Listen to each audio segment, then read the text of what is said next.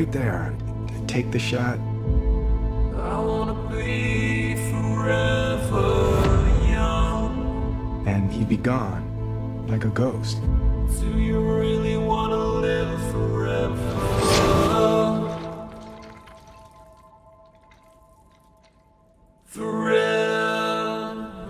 Salut, c'est Joker. Salut, c'est Decade. On vient de voir Gemini Man et on va vous en parler en 5 points.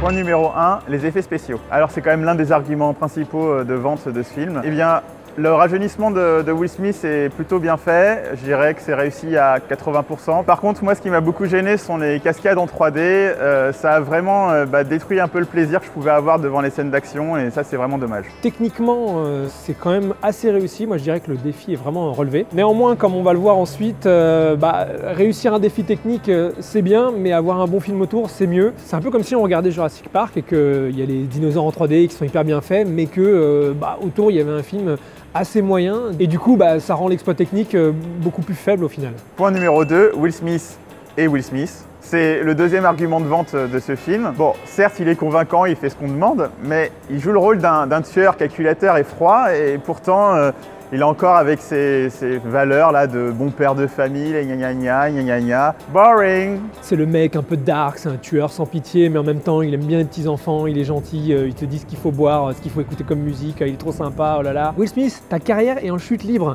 arrête de faire ça. Laisse les réalisateurs t'écrire des rôles différents.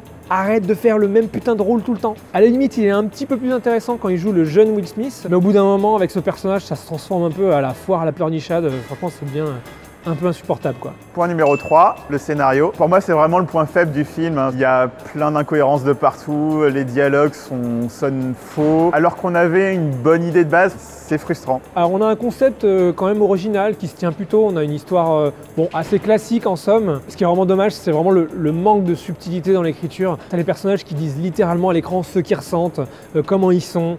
Voilà, tout est très explicite, très littéral, comme ça, lourdeau. Et en plus de ça, la plupart des personnages sont finalement assez creux. Non seulement ils sont creux, mais ils sont presque fiers d'être creux. Donc c'est totalement étrange en fait.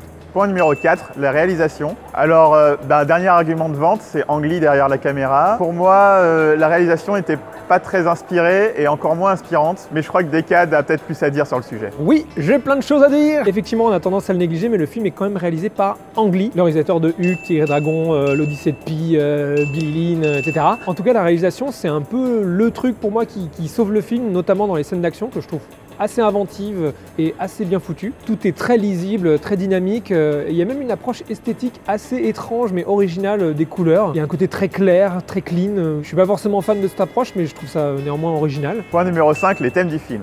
Le film finalement a réussi l'exploit d'effleurer un certain nombre de pistes de réflexion sans jamais les explorer.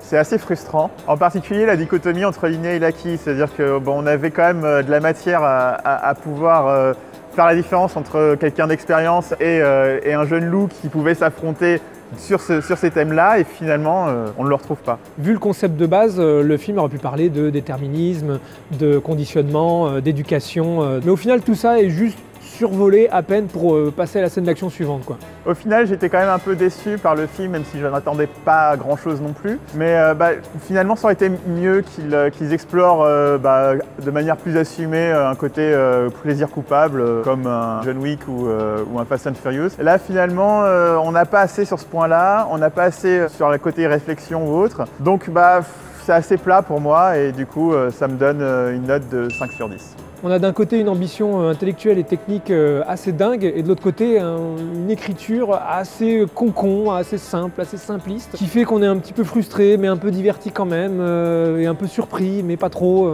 Néanmoins la réalisation des scènes d'action par Ang Lee m'a fait vraiment tenir le coup et je pense que rien que pour ça, ça peut être un petit plaisir coupable pour moi mais pas beaucoup plus. C'est pour ça que je lui mets la note de 6 sur 10.